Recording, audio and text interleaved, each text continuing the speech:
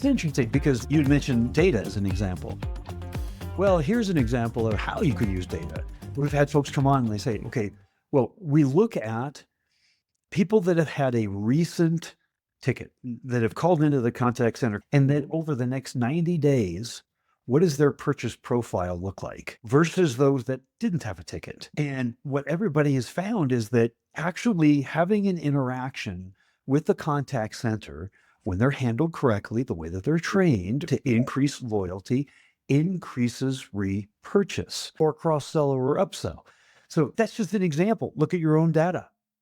There's so many stories within your own data of how you can advocate for yourself and go to that target audience that is very, very bottom line minded. If we're not making more money by reducing and cutting, then we're making more money how? And that's a key as well. It's being able to justify it.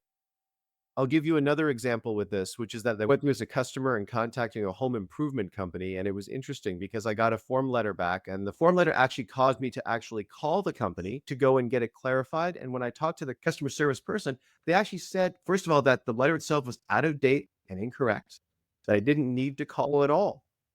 It wasn't an issue. And the way the person said it was such resignation. The way they said, "Oh, yeah, it's been out there for a year. Don't worry, it's out of date. You don't have to do that at all. It's okay."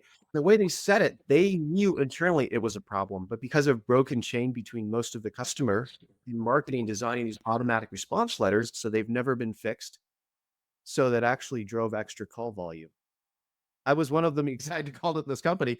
It drove customer frustration, extra call volume or contact volume. It also built disillusionment though in the agent. I could hear it in their voice. So again, getting back to how much valuable data there is from your front line. You can actually streamline operations, not just in the contact center, but in marketing, shipping, billing, fulfillment. If you have a retail chain, those things can actually be improved, which builds efficiency and saves money.